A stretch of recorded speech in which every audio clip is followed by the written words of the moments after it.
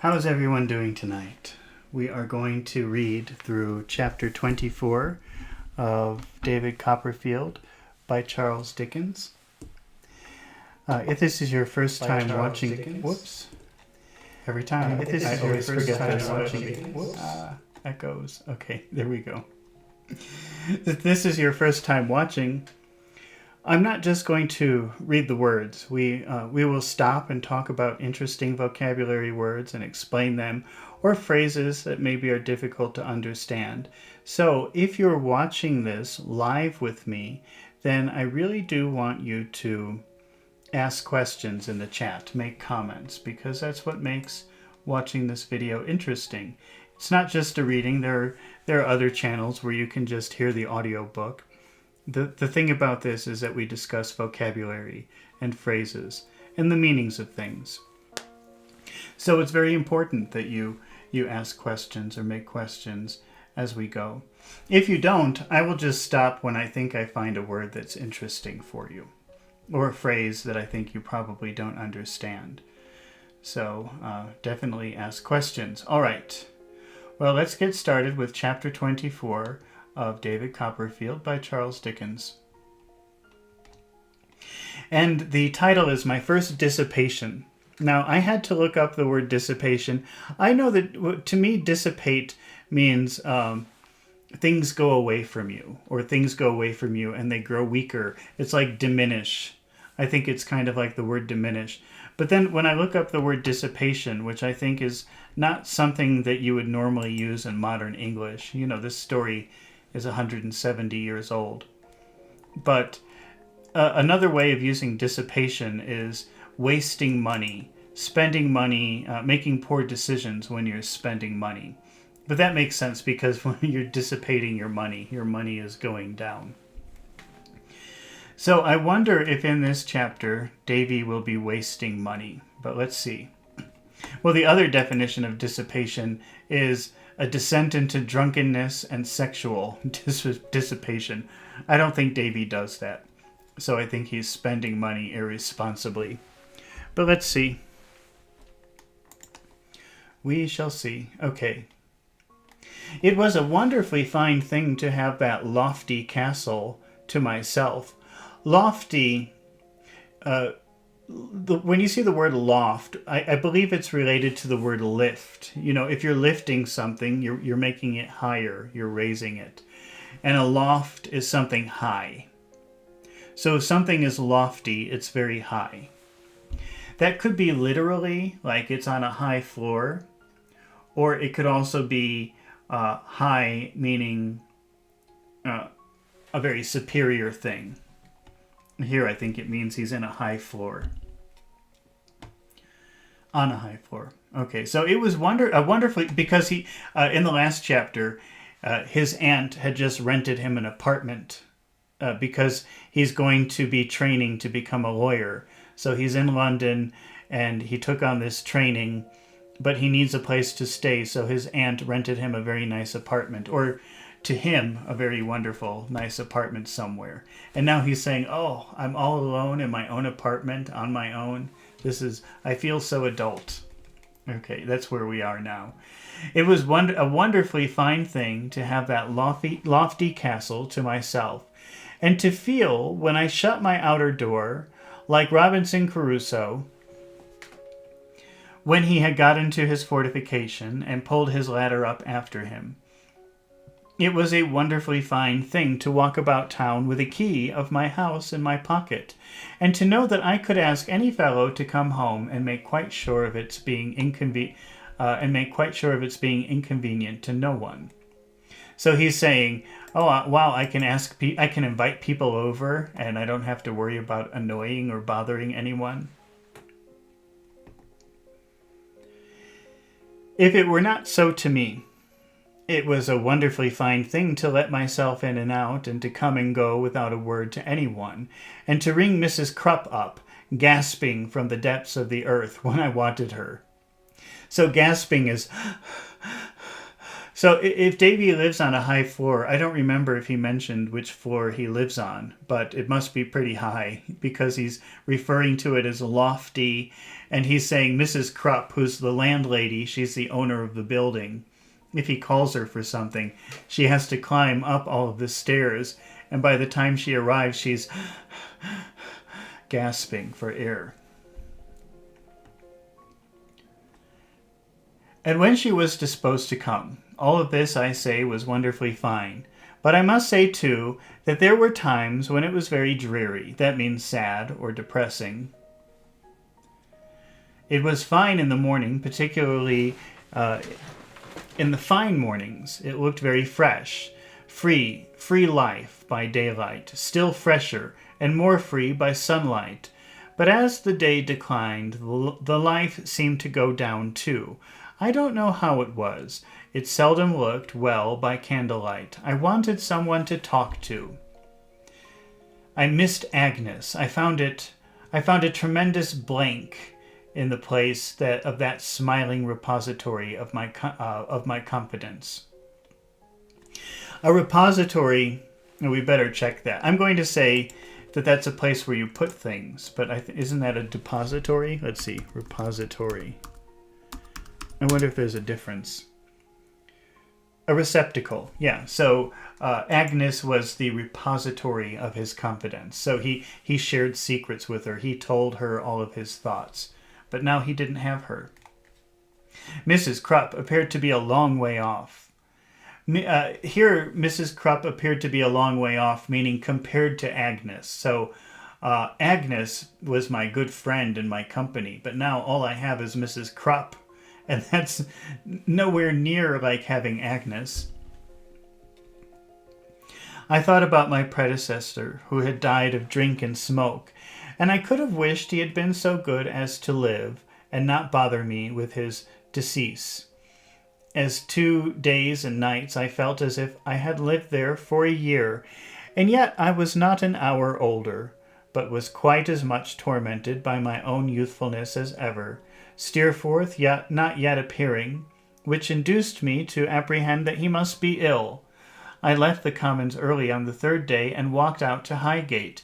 Mrs. Steerforth was very glad to see me, and said that he had gone away with one of his Oxford friends to see another who lived near St. Albans, but that she expected him to return tomorrow. I was so fond of him that I felt quite jealous of his Oxford friends.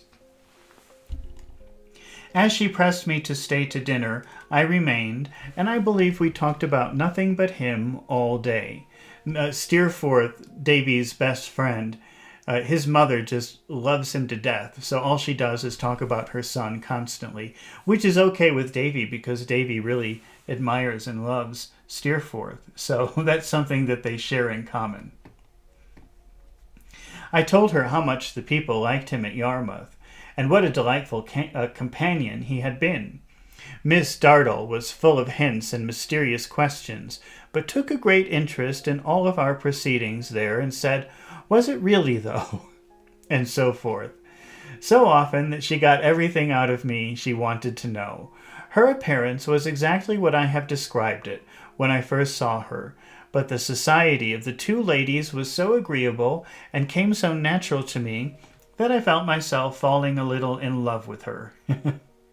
I could not help thinking several times, Mrs. Dartle is an extremely annoying woman, but Davy's falling in love with her. I felt myself falling a little in love with her. I could not help thinking several times in the course of the evening, and particularly when I walked home at night, what a delightful company she would be in Buckingham Street. Poor Davy, he's so lonely in his apartment. I was taking my coffee and roll in the morning before going to the Commons, and I may observe in this place that it is surprising how much coffee Mrs. Krupp used, and how weak it was considering. So she uses a lot of coffee to make the coffee, but it's still weak. It doesn't taste very strong. When Steerforth himself walked in to my unbounded joy, "My dear Steerforth," cried I began to think I should never see you again. I was carried off by force of arms, said Steerforth. That means that somebody put a gun to him and said, let's go. There's an expression that put a gun to my head. Like, let's see. What do I hate? I hate jelly beans. So the only way I would eat jelly beans is if somebody put a gun to my head. And this is just a more old-fashioned way of saying someone put a gun to my head. Someone said, come on, come with me. They didn't really. It was one of his friends. It just means someone put a lot of pressure on him. The very next morning, after I got home, why, Daisy, what a rare old bachelor you are. Rare, I think, here means strange. I showed him over the establishment, not omitting the pantry, with no little pride, and he commended it highly. I tell you what, old boy, he added, I shall make quite a town house of this place unless you give me notice to quit. This was a delightful hearing. I told him if he waited for that, he would have to wait till doomsday. So Steerforth is saying, I'm going to spend all my time here unless you tell me to go. And Davy says, well, if that's what you're waiting for, it will never happen, because I will never tell you to leave. But you shall have some breakfast, said I, with my hand on the bell rope. And Mrs. Krupp shall make you some fresh coffee, and I'll toast you some bacon in a bachelor's Dutch oven that I've got here. No, said Steerforth, don't ring. I can't. I'm going to breakfast with one of these fellows who is at the Piazza Hotel in Covent Garden. But you'll come back to dinner, said I. I can't. Upon my life, there's nothing I should like better. But I must remain with these two fellows. We are all three off together tomorrow morning. Then bring them here to dinner, I returned. Do you think they would come? Oh, they would come fast enough, said Steerforth, but we should inconvenience you. You had better come and dine with us somewhere. I would not by any means consent to this. So Davy's saying, well, bring them all here. He wants company in his apartment.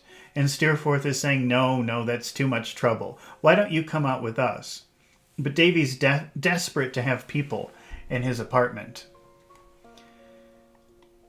I would not by any means consent to this, for if it occurred to me that I really ought to have a little housewarming. Do you know a housewarming is if you move into a new apartment or a new house, usually you have a little party where people come and they bring you little presents and they say, oh, congratulations for your move, for your new house, for your new apartment. And they bring you little things to make you feel comfortable in your new place. Maybe some flowers, maybe a scented candle. I don't know, something to make your home, your new home, a little bit nicer. So that's what Davy's saying. He wants a little housewarming. He wants people to come over and welcome him to his new home. And there never could be a better opportunity. I had a new pride in my rooms after his approval of them, and burned with desire to help their utmost resources, to develop their utmost resources. I therefore made him promise positively in the names of his two friends, and we appointed 6 o'clock as the dinner hour. When he was gone, I rang for Mrs. Krupp and acquainted her with my desperate design. Mrs. Krupp said in the first place, of course, it was well known she couldn't be expected to wait. That means Mrs. Krupp said, I'm not going to serve you because Davy's got all these people coming over, 3 people. And Mrs. Krupp is saying, I'm not going to serve the dinner. That's what it means to wait here. You know the word waiter or waitress? That's where it comes from. They wait on you, meaning they come and they bring you things and they ask you if you need anything. That's what the word waiter or waitress means. But she knew a handy young man who she thought could be prevailed upon to do it, and whose terms would be 5 shillings. So she's suggesting she knows a young man who can wait on them for dinner, who can serve them. And it only costs 5 shillings. And what I pleased. I said certainly we would have him. Next, Mrs. Krupp said it was clear she couldn't be in two places at once, which I felt to be reasonable, and that a young gal stationed in the pantry with the bedroom candle, there never to desist from washing plates, would be indispensable. I said, what would be the expense of this young female? And Mrs. Krupp said that she supposed 18 pence would neither make me nor break me. So now she's suggesting, well, you should have a girl in the kitchen or in the pantry washing everything, making sure everything is clean and ready to go. And Davy says, well, how much would that cost? And she says 18 pence. And this phrase that something neither makes you nor breaks you means it's not too expensive, but it's also not too cheap. So it's not going to make you. It's not going to help you become rich, but it's also not going to break you. It's not going to make you poor either. I said I supposed not, and that was settled. And then Mrs. Krupp said, now about the dinner. It was a remarkable instance of want of forethought on the part of the ironmonger who had made Mrs. Krupp's kitchen fireplace that it was capable of cooking nothing but chops and mashed potatoes. And as to a fish kittle, Mrs. Krupp said, well, would I only come and look at the range? She couldn't say fairer than that. Would I come and look at it? As I should not have been much the wiser if I had looked at it, I declined and said, never mind fish. But Mrs. Krupp said, don't say that. Oysters was in. Why not them? So that was settled. Mrs. Krupp then said, what she would recommend would be this: a pair of hot roast fowls. Remember, fowl is any kind of bird. So 2 roast birds of some kind. From the pastry cook's, a dish of stewed beef with vegetables. From the pastry cook's, 2 little corner things, and a raised pie, and a dish of kidneys. From the pastry cook's, a tart, and if I liked, a shape of jelly. From the pastry cook's.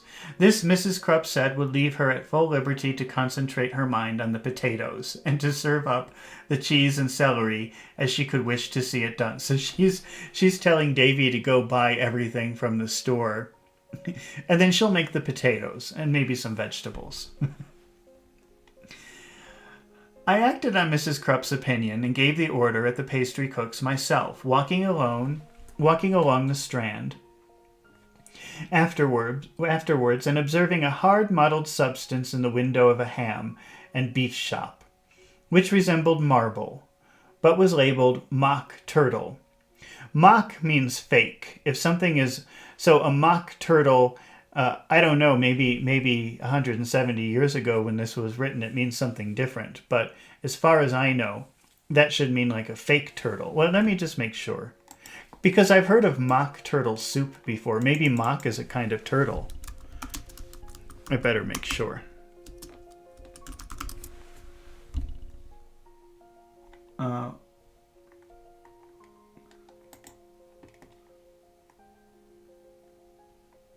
Yeah, so it's an imitation of the turtle soup, because it's not easy to get turtles. Even back then, it would be very difficult to get turtles. So a mock turtle soup, it's an imitation. It's a fake turtle soup. It's not made from turtles. I went in and bought a slab of it, which I have since seen reason to believe would have sufficed for 15 people. This preparation Mrs. Krupp, after some difficulty, consented to warm up, and it shrunk so much in a liquid state that we found it what Steerforth called rather a tight fit for 4. These preparations happily completed, I bought a little dessert in Covent Garden Market and gave rather extensive order at a retail wine merchant's in that vicinity. When I came home in the afternoon and saw the bottles drawn up in a square on the pantry floor, they looked so numerous, though there were 2 missing, which made Mrs. Krupp very uncomfortable, that I was absolutely frightened at them. One of Steerforth's friends was named Granger, and the other Markham. They were both very gay. Gay just means happy. And lively fellows. Granger, something older than Steerforth, Markham, youthful-looking, and I should say not more than 20. I observed that the latter always spoke of himself indefinitely, as a man, and seldom or never in the first person. So instead of saying, I would like some coffee, please, he would say, a man would like coffee, please. He never said I. A man might get on very well here, Mr. Copperfield. So, meaning, I think I would feel very comfortable living here, said Markham, meaning himself. It's not a bad situation, said I, and the rooms are really commodious, meaning comfortable. I hope you've both brought appetites with you, said Steerforth. Upon my honour, returned Markham. Town seems to sharpen a man's appetite. A man is hungry all day. A man is perpetually eating. That means always. So he says, I am always eating. Being a little embarrassed at first and feeling much too young to preside. To preside over something means to be like the host or the leader of something. So it's his apartment. It's his first little dinner party, but he's feeling too nervous to preside, to suggest things, to say, okay, here, pour the drinks and set the table and all those sorts of things. Being a little embarrassed at first and feeling much too young to preside, I made Steerforth take the head of the table when the dinner was announced, and seated myself opposite him. Everything was very good. We did not spare the wine, and he exerted himself so brilliantly to make the thing pass off well. And there was no pause in our festivity. I was not quite such good company during dinner as I could have wished to be, for my chair was opposite the door, and my attention was distracted by observing that the handy young man went out of the room very often, and that his shadow always presented itself immediately afterwards on the wall of the entry, with a bottle at its mouth. So that man who's supposed to be serving is drinking all the wine. The young gal likewise occasioned me some uneasiness, not so much by neglecting to wash the plates as by breaking them. So her only job is to wash the dishes, but she keeps breaking them. For being of an inquisitive disposition and unable to confine herself, as her positive instructions were to the pantry, she was constantly peering at us and constantly imagining herself detected, in which I believe several times retired upon the plates, with which she had carefully paved the floor, and did a great deal of destruction. So Davy told her in the beginning, stay in the pantry, wash the dishes, don't come out. But she was always looking out the door. And every time she started looking out the door, trying to listen to the conversation or watch what was happening in the room, she always thought somebody saw her and she would get scared and break a plate. And according to this, the floor was covered in broken plates.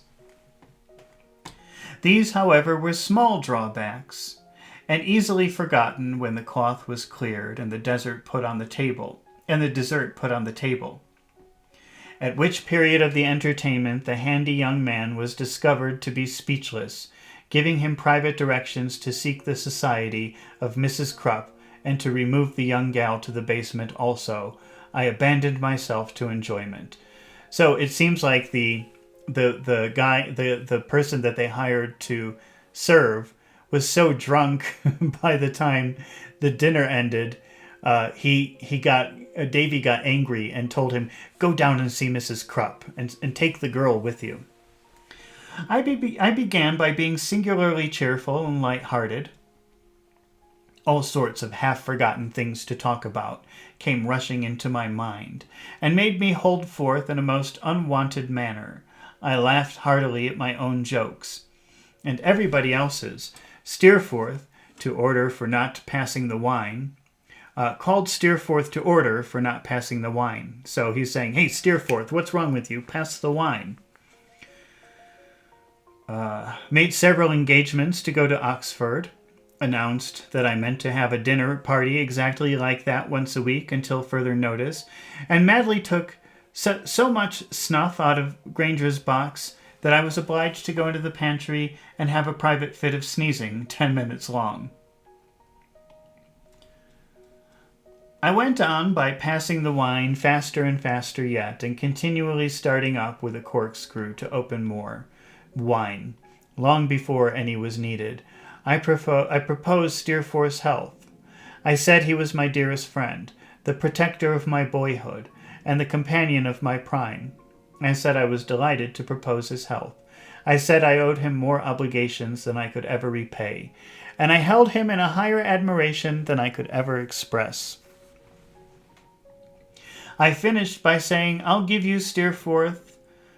God bless you. God bless him. Hurrah. We gave him 3 times 3 and another, and a good one to finish with.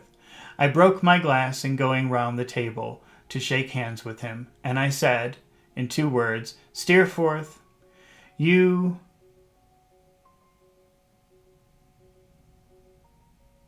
There's a big long word here. I don't know. Star of my existence. You're the guiding star of my existence. I don't know why that's written like one word. But it's you're the guiding star of my existence, written as one word. Okay. I went on by finding suddenly that somebody was in the middle of a song. Markham was the singer, and he sang, When the heart of a man is depressed with care, he said. When he had sung it, he would give us woman. I took objection to that, and I couldn't allow it. Let's see. So he's singing these lyrics, When the heart of a man is depressed with care. He said when he had sung it, he would give us woman. I don't know. I guess there's something offensive about that. I'm not really sure what that means. I said it was not a respectful way of proposing a toast. And I would never permit that toast to be drunk in my house otherwise than as the ladies. Oh, because he's saying woman instead of ladies. I was very high with him, mainly, I think, because I saw Steerforth and Granger laughing at me, or at him, or at both of us. He said a man was not to be dictated to, and I said a man was. He said a man was not to be insulted, then, and I said he was right there, never under my roof, where the lairs were sacred and the laws of hospitality paramount. He said it was no derogation for a man's dignity to confess that I was a devilishly good fellow. I instantly proposed his health. It just sounds like they're very drunk. Somebody was smoking. We were all smoking. I was smoking and trying to suppress the rising tendency to shudder. Steerforth made a speech about me, in the course of which I had been affected almost to tears. I returned thanks, and hoped the present company would dine with me tomorrow, and the day after, each day at 5 o'clock, that we might enjoy the pleasures of conversation and the society through a long evening. I felt called upon to propose an individual. I would give them my aunt, Miss Betsy Trotwood, the best of her sex. Somebody was leaning out of my bedroom window, refreshing his forehead against the cool stone of the parapet, and feeling the air upon his face. It was myself. I was addressing myself as Copperfield and saying, Why did you try to smoke? You might have known you couldn't do it. Now somebody was unsteadily contemplating his features in the looking-glass. So he was smoking, I guess, cigars, and it made him sick. So he put his head out the window to cool down. And then he's looking in the mirror. Now somebody was unsteadily contemplating his features in the looking-glass. So now he's saying, now I'm looking at myself in the mirror. That was I, too. I was very pale in the looking-glass. My eyes had a vacant appearance, and my hair, only my hair, nothing else, looked drunk. Somebody said to me, Let us go to the theatre, Copperfield. There was no bedroom before me, but again the jingling table covered with glasses, the lamp, Granger on my right hand, Markham on my left, and Steerforth opposite, all sitting in the mist. And a long way off, the theatre? To be sure, the very thing. Come along. But they must excuse me if I saw everybody out first, and turn the lamp off, in case of a fire. Owing to some confusion in the dark, the door was gone. I was feeling for it in the window curtains, when Steerforth, laughing, took me by the arm and led me out. We went downstairs, one behind another. Near the bottom, somebody fell and rolled down. Somebody else said it was Copperfield. I was angry at the false report, until finding myself on my back in the passage. Wow, he must be really drunk. I began to think there might be some foundation for it. A very foggy night, with great rings round the lamps in the streets. There was an indistinct talk of it being wet. I considered it frosty. Steerforth dusted me under a lamp-post and put my hat into shape, which somebody produced from somewhere in the most extraordinary manner, for I hadn't had it on before. Steerforth then said, "You're all right, Copperfield, are you not?" And I told him, never better. But he's drunk, so he can't talk. So the title of this chapter is My First Dissipation, and one of the definitions of dissipation, which is not a common word, I don't think that you would use that in modern English, means having a crazy night of drunkenness. And I thought, well, Davy would never do that. So I thought it must mean spending money irresponsibly. But apparently, it's the crazy night of drunkenness.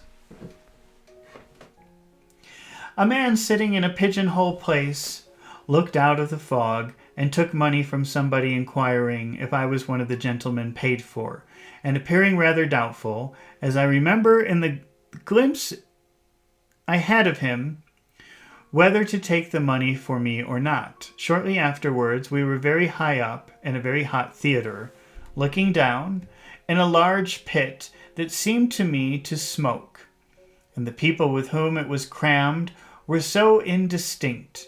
There was a great stage, too, looking very clean and smooth after the streets, and there were people upon it, talking about something or other, but not at all intelligibly. There was an abundance of bright lights, and there was music, and there were ladies down in the boxes, and I don't know what more. The whole building looked to me as if we were learning to swim. It conducted itself in such an unaccountable manner when I tried to steady it. On somebody's motion, we resolved to go down the stairs to the dress boxes where the ladies were. A gentleman lounging full-dressed on a sofa with an opera glass in his hand passed before my view, and also my own figure at full length in a glass. And then I was being ushered into one of these boxes, and found myself saying something as I sat down, and people about me crying, "Silence!" to somebody, and ladies casting indignant glances at me. So he's very drunk, and all the people in the theater are getting annoyed with him. He's making a lot of noise.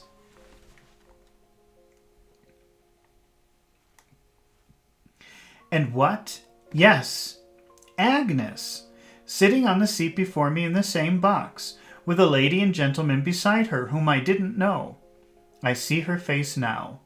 Than I did then, I dare say, with an indelible look of regret and wonder turned upon me. So, Agnes is his friend from Dover, who he used to spend every night with talking. And I think he loves her a little bit. And, well, he loves her like a sister. And so Davy is having this drunken night. He was missing her, too, very much.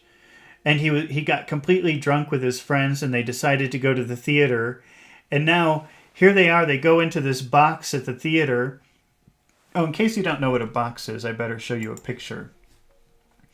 Oh, Wellington Cardoso is here, says hello. Hi, Wellington. How are you? Let's see. Let me say opera box.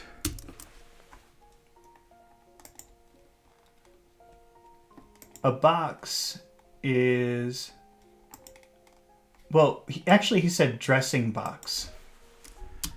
And I don't know what the difference is. Maybe they're a little bit more private, not the actual boxes, but I don't really see a difference. I think the boxes are like this part of the theater. You see like the little private area? That would be a box. Because everybody sits in these rows, but if you pay extra money, you can have like a little private area. I don't see any more pictures of it. But those are the oh, here. How about this? Oh no, it doesn't show the top. Wait, let's see if I can drag this down. You see these people standing? This is the box. So he's really drunk with his friends. They're having a great time. They go to the theater, and they go into this box, and Agnes is there, and Davy's so embarrassed because he's really drunk and he's making everybody angry. So he's embarrassed that Agnes sees him. Agnes, sitting on the seat before me in the same box with a lady and gentleman beside her, whom I didn't know. I see her face now better than I did then, I dare say, with its indelible look of regret and wonder turned upon me. Agnes, I said quickly. Lord bless mer, Agnes. I don't know. He's drunk, so I don't know what this Lord bless mer is, but he's just saying drunken words. Hush, pray, she answered. I could not conceive why. You disturb the company. Look at the stage. I tried, on her injunction, to fix it and to hear something of what was going on there, but quite in vain. I looked at her again by and by and saw her shrink into the corner. So she's very embarrassed, and put her gloved hand over her forehead, to her forehead. Agnes, I said, I'm afraid you're renewal. I don't know. He's drunk, so I don't know what these words are. Yes, yes, don't mind, Trotwood, she returned. Listen, are you going away soon? Am I going away so? I repeated. Yes. I had a stupid intention of replying that I was going to wait, to hand her downstairs. I suppose I expressed it somehow, for after she looked at me attentively for a little while, she appeared to understand and replied in a low tone, I know you will do as I ask you if I tell you I am very earnest in it. Go away now, Trotwood, for my sake, and ask your friends to take you home. She had so far improved me that for the time that though I was angry with her, I felt ashamed, and with a sort of gourie, which I intended for good night, got up and went away. They followed, and I stepped at once out of the box door into my bedroom, where only Steerforth was with me, helping me to undress, and where I was by turns telling him that Agnes was my sister, and adjuring him to bring the corkscrew, that I might open another bottle of wine.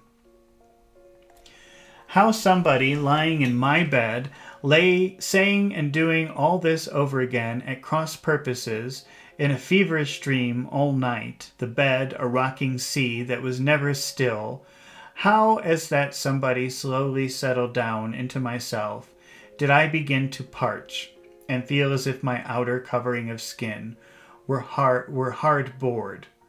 To be parched means to feel very thirsty, extremely thirsty.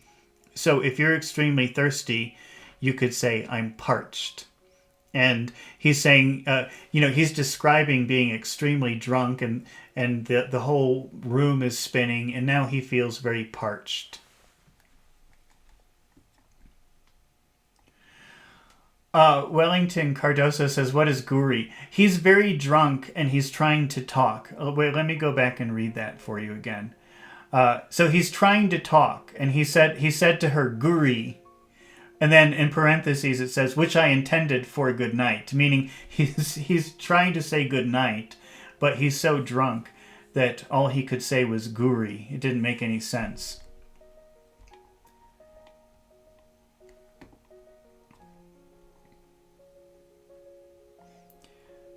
let's see. So did I begin to parch? So I started to feel very thirsty, and feel as if my outer covering of skin were a hard board, my tongue, the bottom of an empty kettle, furred with a long service, and burning up over a slow fire the palms of my hands, hot plates of metal which no ice could cool. So he's just describing how horrible he feels, because he's so drunk. But the agony of mind, the remorse and shame I felt when I became conscious the next day, my horror of having committed 1,000 offenses, I had forgotten, and which nothing could ever expiate. Oh, well, let's check that word, expiate.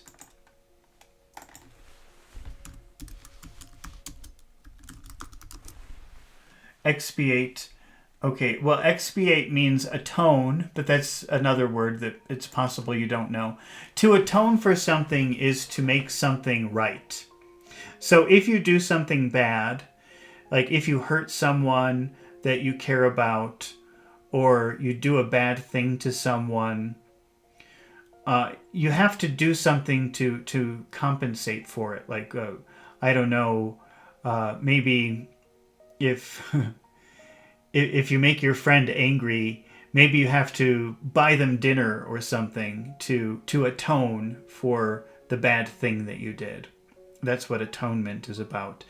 So expiate is another word for that. People don't use that. I've never heard that word before. It's probably an older word.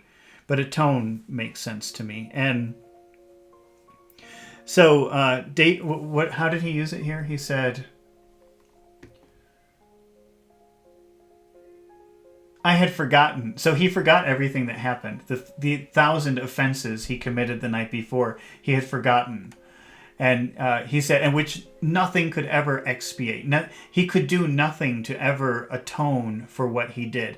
He could never, because he embarrassed Agnes very badly the night before. But he couldn't think of a way to make things right, to make things better. He felt very bad about it, but that's not enough. Now he has to do something to make her forgive him, but he can't think of anything.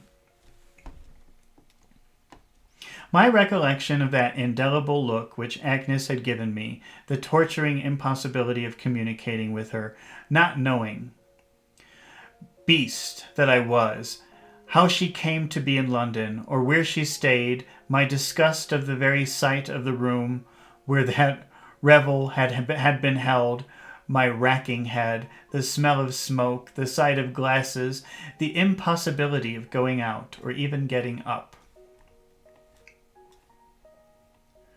Oh, what a day it was. Oh, what an evening, when I sat down by my fire at the basin of mutton broth, dimpled over with fat. Do you know what dimples are? Dimples are the little indentations in your... Well, some people have them, some people don't, and I have them, but I don't know if you can see them in the video. So let's see. Let's look at dimples. Okay, this is a good example of dimples. See the little hole here? This is a dimple. So you can call something dimpled if it has a little indentation that looks just like that. So he's talking about the dimpled meat, meaning that the meat has some kind of shape like that also. Oh, let's see, where were we? So, oh, what an evening when I sat down by my fire to a basin of mutton broth, dimpled all over with fat. So there's mutton, which is sheep. That's sheep meat or goat meat. And it's got fat on it with little dimples. And thought I was going the way of my predecessor. So the person who rented that apartment before Davy died from drinking. And now Davy is thinking, oh, I'm going to do the same thing to myself. And should succeed to his dismal story as well as to his chambers. And had half a mind to rush express to Dover and reveal all. What an evening, when Mrs. Krupp, coming in to take away the broth basin, produced one kidney on a cheese plate as the entire remains of yesterday's feast.